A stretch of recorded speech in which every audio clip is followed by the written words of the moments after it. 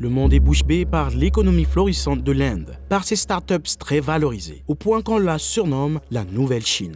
Mais derrière les gros titres, quelque chose cloche. La majorité des Indiens estiment que leur qualité de vie s'est détériorée et ils ont du mal à joindre les deux bouts. Malgré la croissance économique du pays, pourquoi des millions de jeunes éduqués sont-ils incapables de trouver un emploi? Pourquoi les bénéfices ne parviennent-ils pas aux gens ordinaires? Voici le côté obscur du boom économique de l'Inde. Pour comprendre ce qui se passe, il faut revenir un peu en arrière. En 1947, l'Inde cesse d'être une économie britannique et accède à l'indépendance. Mais elle hérite également d'une des économies les plus pauvres du monde. Avec très peu de production industrielle, une infrastructure pratiquement inexistante et une population en grande partie analphabète. Pour changer cela, le Premier ministre indien décide de prendre une mesure radicale. Au lieu de suivre le modèle occidental et d'adapter le libéralisme économique et un marché libre, comme la plupart des pays nouvellement indépendants, il cherche l'inspiration en Orient. En tant que socialiste passionné, il décide de s'inspirer partiellement de l'Union soviétique et de créer un nouveau modèle économique pour l'Inde inspiré de la planification centrale soviétique, mais sans détruire complètement le secteur privé. En pratique, cela signifie que l'État nationalise tous les secteurs clés de l'économie: sidérurgie,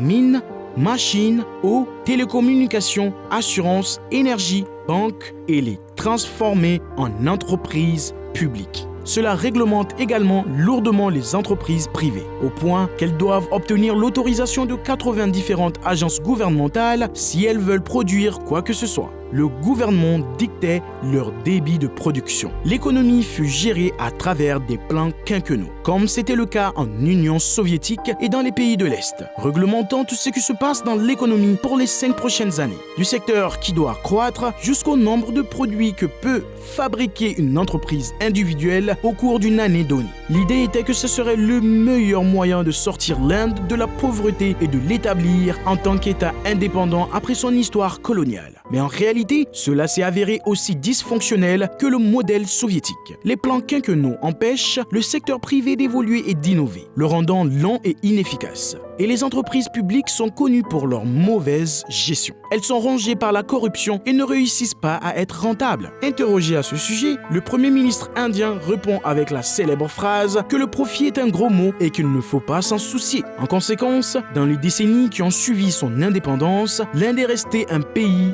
largement sous-développé et pauvre. Même si son économie a connu une croissance, elle n'a augmenté en moyenne que de 2 ou 3%. Alors que d'autres pays asiatiques qui ont choisi de suivre des modèles plus capitalistes connaissent une croissance à 2 chiffres. Mais en 1991, les choses changent. En 1991, l'Union soviétique, qui était le plus grand partenaire commercial de l'Inde, s'est finalement effondrée, entraînant avec elle son économie. L'impact de cet événement, combiné à d'autres problèmes préexistants, plonge l'Inde dans une crise économique totale.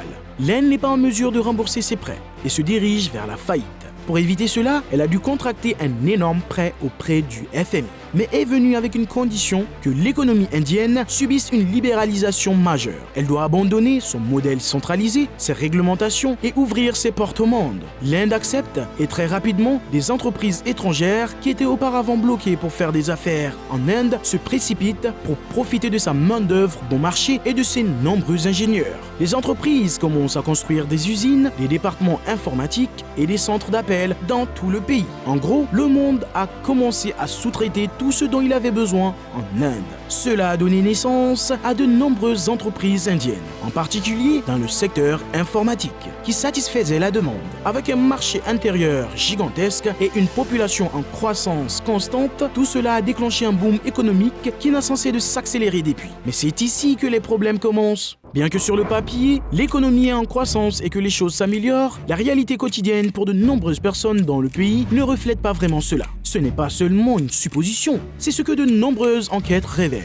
Selon Gallup, la satisfaction des Indiens à l'égard de leur situation économique personnelle et de leur qualité de vie diminue chaque année, même si l'économie indienne est en plein essor depuis 20 ans. Seuls 3% de la population indienne décrivent leur situation comme prospère, ce qui place l'Inde parmi les plus bas dans l'ensemble de la base de données mondiale.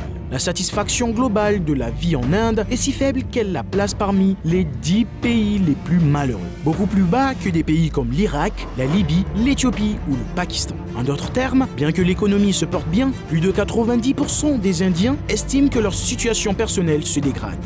Mais pourquoi et comment est-ce possible? Selon les sondages et les enquêtes d'opinion, il y a 2 raisons principales pour lesquelles la plupart des Indiens sont en difficulté. La première est étonnamment le chômage. Le taux de chômage en Inde était pendant des années d'environ 5 à 6%, ce qui, bien qu'il soit plus élevé qu'aux États-Unis ou au Royaume-Uni, est à peu près le même qu'au Canada et bien inférieur qu'en France, en Belgique ou en Espagne. En surface, cela ne semble pas si grave, mais quand on creuse plus profondément, cela commence à paraître différent. Le fait est qu'en Inde, environ 90% de tous les emplois se trouvent dans ce qu'on appelle un secteur informel.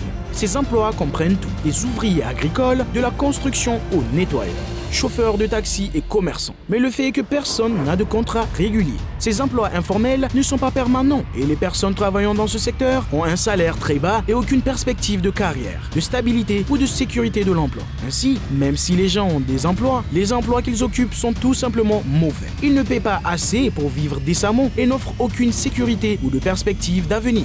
Cela signifie que même si les personnes du secteur informel peuvent survivre au jour le jour et qu'elles sont techniquement employées, elles restent pauvres et évidemment malheureuses. Même pour les personnes ayant une éducation universitaire et qui cherchent des emplois mieux rémunérés et plus stables, la situation est très difficile.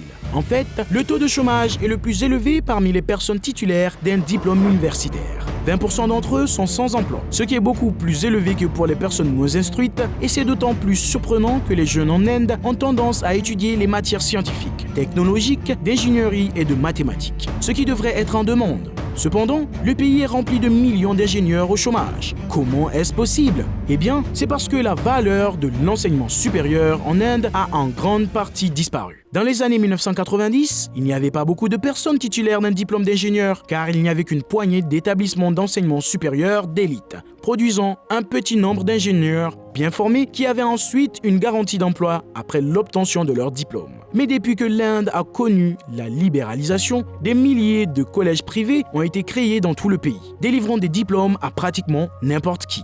Et comme un diplôme d'ingénieur garantissait une bonne vie, tout le monde en voulait un. Et les institutions privées ont fourni cela. Mais une fois que les collèges privés offrant souvent une éducation de très mauvaise qualité ont commencé à produire des millions d'ingénieurs peu qualifiés, l'offre a dépassé la demande. Et un diplôme d'ingénieur et un diplôme universitaire sont devenus sans valeur. Le fait qu'il n'y a tout simplement pas assez de nouveaux emplois créés en Inde et que le pays connaît ce qu'on appelle une croissance sans emploi. L'économie indienne croît principalement parce que ces entreprises deviennent plus efficaces et augmentent leur productivité. Pas parce qu'ils se développent considérablement, ce qui signifie que peu de nouveaux emplois sont créés, mais en raison de la croissance rapide de la population indienne. La main-d'œuvre s'élargit de millions de nouveaux travailleurs à la recherche d'un emploi chaque année. Il n'y a tout simplement pas assez de nouveaux emplois créés chaque année. La situation est si mauvaise qu'elle aboutit souvent à des situations bizarres. En 2019, 100 000 personnes ont postulé pour 62 postes de coursier téléphonique au service de la police locale de l'État indien de l'Uttar Pradesh. Et même si la seule qualification pour ces emplois était la capacité de faire du vélo, 3700 personnes titulaires d'un doctorat ont quand même postulé. En plus de cela, la croissance économique de l'Inde s'accompagne d'un autre problème, celui des inégalités croissantes.